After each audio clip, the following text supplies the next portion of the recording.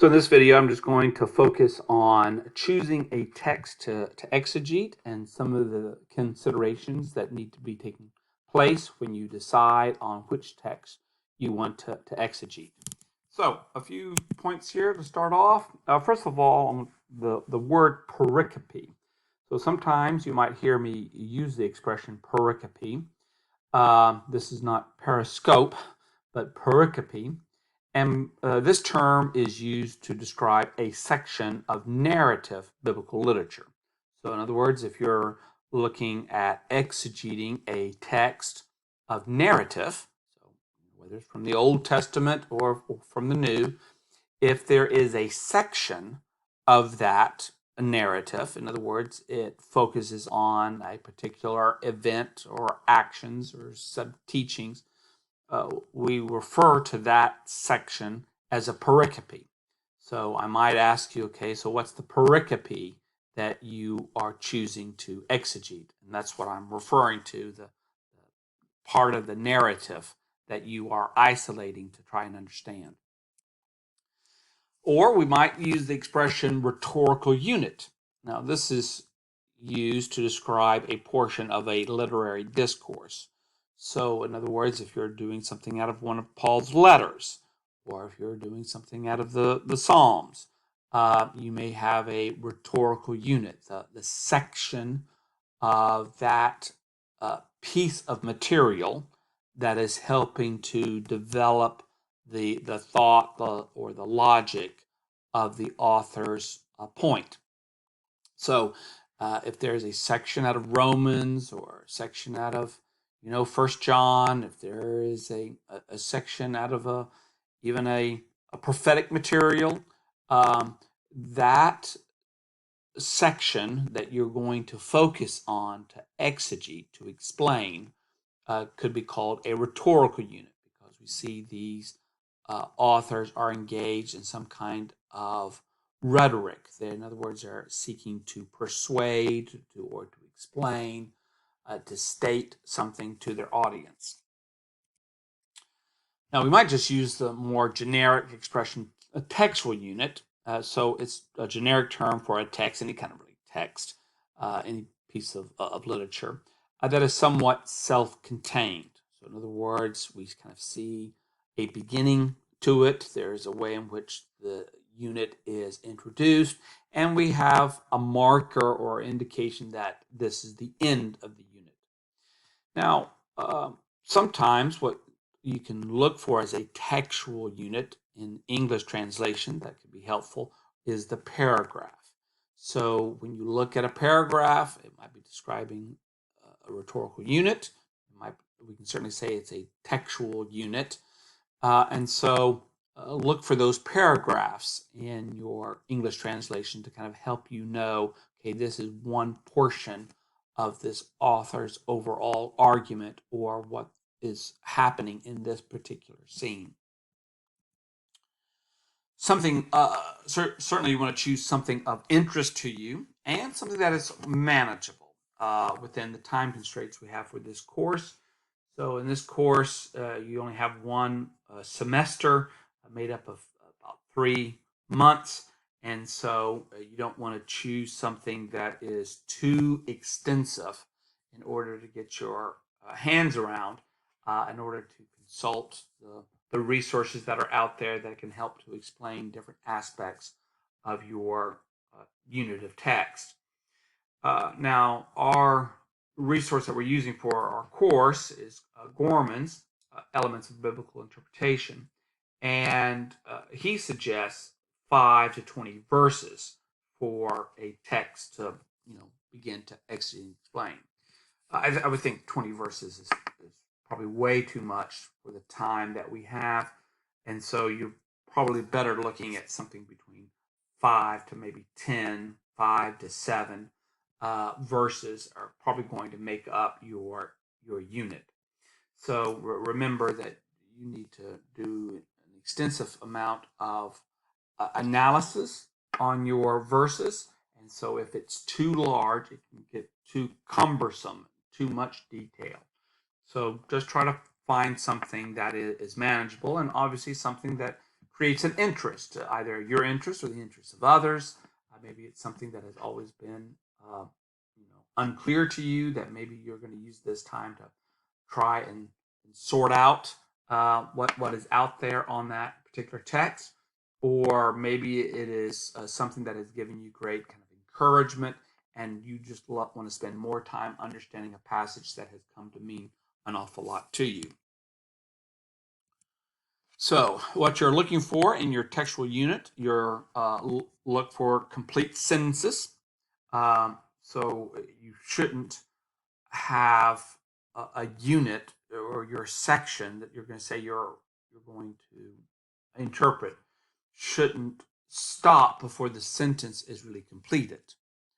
So don't just choose a portion of a sentence. You're going, if a sentence should take over several verses, which could be the case in several places, particularly in Paul's letters, then you want to make sure that you capture all of that sentence. And you're going to be looking as well for what we call syntactical divisions. So by syntax, we're talking about how one section relates to another. And so sometimes there are certain words that are used in order to help show that a new division has beginning. Words like therefore, for, because of this, and so. These are keys that we're now moving into a separate kind of unit, a unit that relates to the previous unit in some way.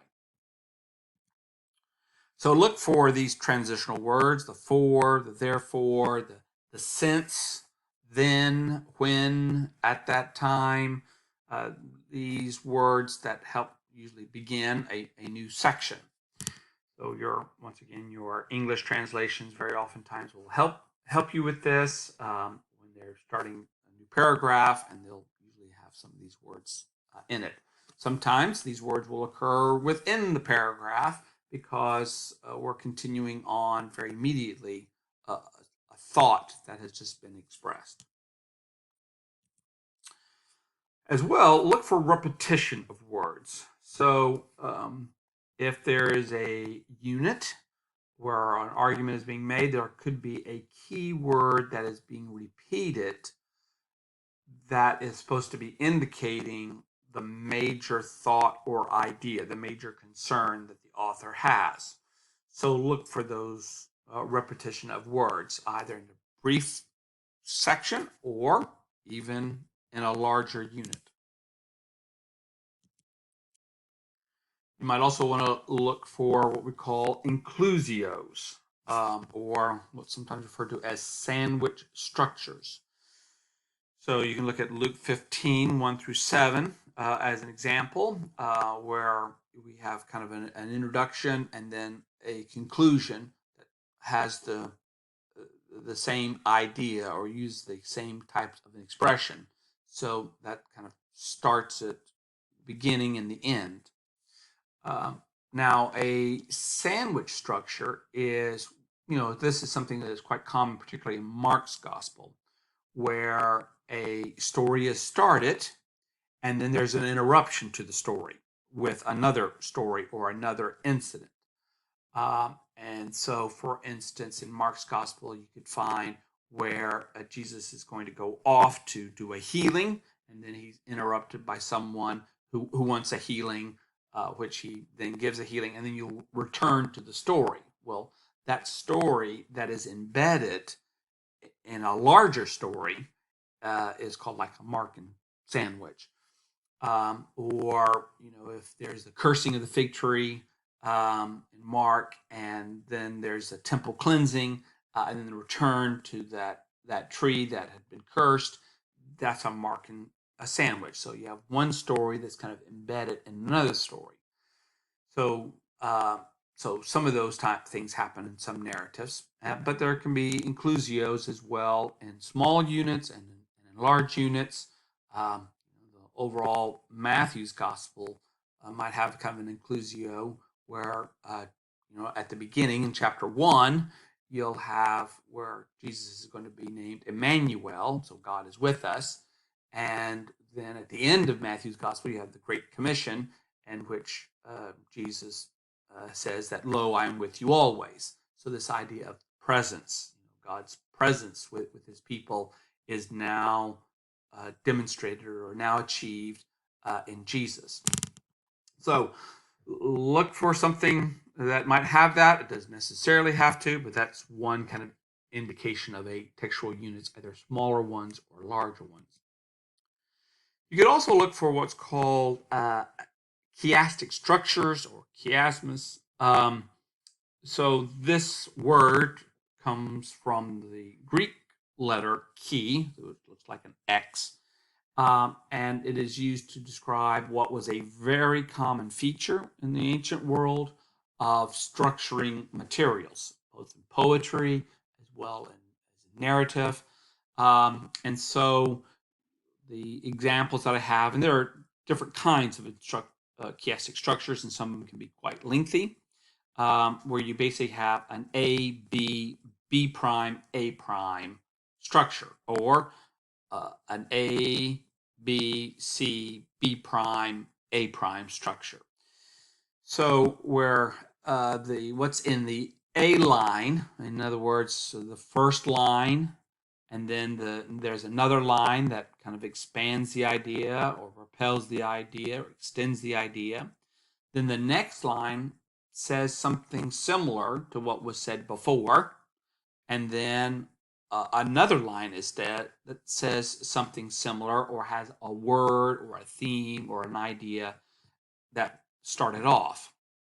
Now, when these chiastic structures get more expansive, and like here I have the A, B, C, B prime, A prime, you could have many letters, A, B, C, D, E, F, and then E prime, D prime, C prime, and B prime, A prime. I mean, it could be quite extensive. So whenever you have this type of structure with like an A, B, C, whatever is the line that is the center, that C line, that will most likely be the key thought or the key idea.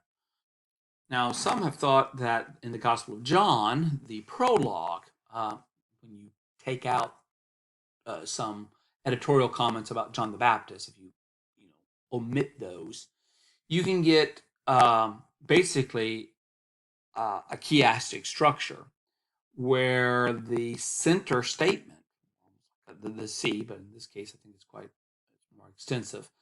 The center statement is that by believing in him, he might create children of God. So that prologue is introducing, as it were, the overall emphasis of the Gospel of John, which is believing in Jesus is how one becomes a child of God. So, so that's also helpful, maybe in terms of preaching or teaching the class or teaching a course on this.